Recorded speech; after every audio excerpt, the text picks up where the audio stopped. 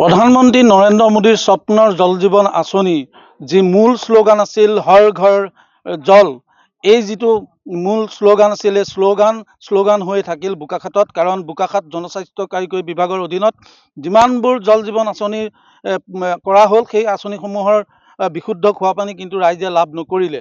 আৰু তাৰে এটা উদাহৰণ আকৌ এবাৰ আমি দেখুৱাব খুজিছোঁ বোকাখাতৰ ইকৰাজান চাহ বাগিচাৰ পৰা। বোকাখাত চাহ বাগিচা নামে যিখন চাহ বাগিচা আছে, চাহ বাগিচাৰ লগতে থকা এটা জল জীৱন আঁচনি।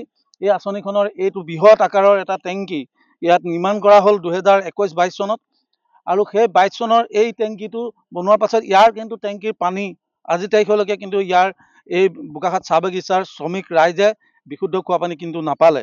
দুৰ্ভাগ্যৰ কথা 76 লাখ টকা ইয়াৰ পৰা সৰকাই নিলে ঠিকাদাৰে। কিন্তু ঠিকাদাৰে যিখিনি কাম কৰিলে সেই কামখিনি অতি নিম্নমানৰ হোৱা বুলি ৰাইজে অভিযোগ কৰিছে। ইয়াৰ স্থানীয় যিগৰাকী জলমিত্ৰ আছে, জলমিত্ৰগৰাকীয়ে স্বীকাৰ কৰিছে যে ইয়াৰ ৰাইজে বিশুদ্ধ খোৱা পানী নাপালে। বৰঞ্চ ইয়াত যিখিনি কাম কাজ হ'ল এই কাম কাজখিনি অতি নিম্নমানৰ কাম কাজ হ'ল। ইয়াত যিখিনি পাইপ ব্যৱহাৰ কৰা হৈছিল অতি দুৰ্বল। তাৰ লগতে যিখিনি ইয়াত যিখিনি সুবিধা হ'ব লাগিছিলে সেই সুবিধাখিনি নাপালে। মই জলমিত্ৰ, আপোনাৰ নামটো কি? বীৰেন বৰাই, জলমিত্ৰ এই আঁচনিখনৰ। আপুনি কিমান দিনৰ পৰা জড়িত? মই এতিয়া 22 চনৰ পৰা জড়িত হৈ আছো। 22 চনৰ পৰা। এতিয়া এইটো নিৰ্মাণ কেতিয়া হৈছিল? 21 চনত আৰম্ভ হৈছিলে। 21 চনত আৰম্ভ হৈছিল। ইয়াৰ পানী কিন্তু এতিয়ালৈকে পানী নাপায়। পানীৰ ফৌজত পানী দিলে পাইপলাইনত ফুটা ওলাই যায়। পাইপবিলাক মানে আচলতে ভাল পাইপ নিদিয়াৰ কাৰণে হৈছিল। আমি ঠিকাদাৰ কোন আছিলে তেতিয়া? বৰ্তমান আমাৰ কাম কৰি যিজন ঠিকাদাৰ আচলতে চাব কণ্ট্ৰেক্টক দিছিল তেখেত কি যদুমণি দাস ৰঙামাটিৰ মূল ঠিকাদাৰ আছিলে। আমি 24 চনতে ইয়াত বেনাৰ এখন লগাইছিলে। তাৰ পৰা এজন জিঅ' এজন আহিছিলে, মোক ক'লে বোলে বৰাইক বোলে আপুনি থিয় হৈ দিয়ক। মই তেতিয়া দেখিছো ফলকত দেখিছো 76 লাখৰ কাম। আৰু তাত নাম আছিলে ৰত্নেশ্বৰ বৰুৱা ঠিকাদাৰজন। এই ঠিকাদাৰজনে চাগে সেইজনক বেছি পেলাই কামটো কৰাইছে চাগে। সেই অনুপাতে কামটো হোৱা নাই। কিন্তু চৰকাৰৰ দুখ নাই। এইটো ঘৰ ঘৰ জল দিবলৈ কৈছে। বৰ্তমান জলমিত্ৰৰে বদনাম হৈ পানী এৰিব নোৱাৰাৰ কাৰণে। আৰু ঠিকাদাৰ বিলাকে যদি 2 নম্বৰী কাম কৰিব তো আমি জলমিত্ৰৰ বদনাম হব। কামটোতো ৰাইজে পাইপ ফুটা পাইপ পানী নাযায়। এতিয়াৰ পৰা ওলোৱা নাই। এতিয়া আকৌ নতুনকে ৰিপেয়াৰিং কৰিবলৈ পঞ্চায়তৰ পিনৰ পৰা ধৰি দিছে। আচলতে এইটো এটা মানে ক্ষীৰতী গাই নিচিনাকে এটা এইটো ঘৰ ঘৰ জল নলত সেইটো আৰু মানে এইটো এটা অংকই হৈ গৈছে ছাৰ। এইটো মই আপোনাক চৰকাৰক মই এইটো দুখ দিব নোৱাৰো। এইটো ঠিকাদাৰৰ দুখ সম্পূৰ্ণ আছে। আমাৰ সন্মানীয় অতুল বৰাৰ ডাঙৰীয়া ছাৰৰ তাৰ সেইটোত মই একো দুখ দিব নোৱাৰো। এইটো তেখেতেতো দিছে নাই, তেখেতে আঁচনি দিছে, সেই অনুপাতে কাম হোৱা নাই।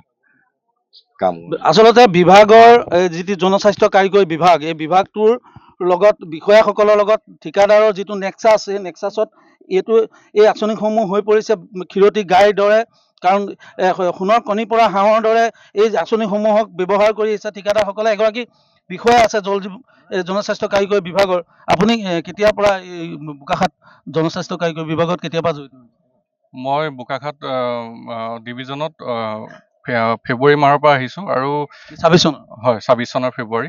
আৰু মই এইখিনি ছাইডত মই জড়িত মাৰ্চ মাহৰ পৰা মই জড়িত হৈ আছোঁ। আপুনি দেখিছে এইটো স্কিমটো একেবাৰে দুৰ্বল। এইটো স্কিমৰ পানী ৰাইজে পোৱা নাই, আপুনি নিজেও দেখিছে। হয়, মই যেতিয়া আহিছোঁ তেতিয়া আমি গম পাইছোঁ যে স্কিমটো বন্ধ হৈ আছিলে কেইবাবছৰৰ পৰা।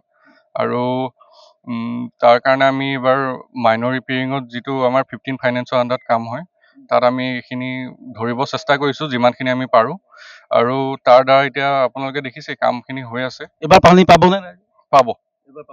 মই এইটো নকওঁ যে সম্পূৰ্ণ হৈ যাব, কিছুমান আমাৰ বাকী থাকি যাব পাৰে। আৰু তাৰ কাৰণেও আমি আকৌ চেষ্টা কৰিম যাতে আমি সম্পূৰ্ণ কৰিব পাৰোঁ। কিন্তু আমি এইবাৰ যিমানখিনি যিমানখিনি এষ্টিমেট কৰিছোঁ বা যিমানখিনি আমি ছাৰ্ভে কৰিছোঁ তাৰ মতে আমি সম্পূৰ্ণ কামখিনি কমপ্লিট কৰিব চেষ্টা কৰিম। মই অমৰৰ জৰিয়তে দেখুৱাইছোঁ ইয়াত পানী লিক হয়। বৰষুণৰ পানী আৰু ইয়াৰ যিখিনি বৰিঙৰ পানী একাকাৰ হৈ পৰে। আৰু ইয়াত যিটো ষ্ট'ৰ আছে, এই বিশুদ্ধ খোৱা পানীৰ যিটো ষ্ট'ৰ, এই ষ্ট'ৰটো একেবাৰে দুৰ্বল। আৰু তাত আমি দেখিবলৈ পাইছোঁ মকৰা জালৰ পৰা আৰম্ভ কৰি লেতেৰা গেলা পইচা তাত পৰি থকা দেখিবলৈ পোৱা গৈছে। এই ধৰণৰ আচলতে এক ভালুকৰ খাঙিত পৰিণত হোৱা এই আঁচনিসমূহৰ আচলতে যি ধৰণে চৰকাৰে যি ধৰণে প্ৰচাৰ কৰি আহিছে, সেই প্ৰচাৰ অনুযায়ী কিন্তু ইয়াৰ সুফল কিন্তু জনসাধাৰণে পোৱা নাই। আৰু বিশুদ্ধ খোৱা পানী এটুপিৰ বাবে হাহাকাৰ কৰিবলগীয়া পৰিস্থিতি এতিয়াও আছে।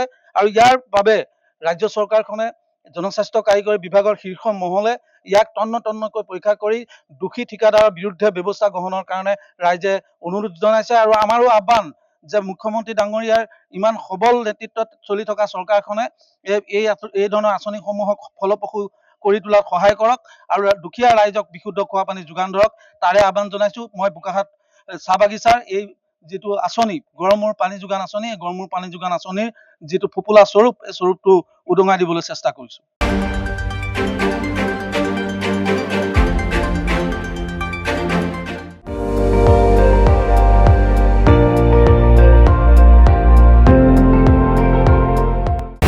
আপুনি চাই আছে ND24, সৰ্বশ্ৰেষ্ঠ নহয় সৰ্বোত্তমৰ দৌৰ।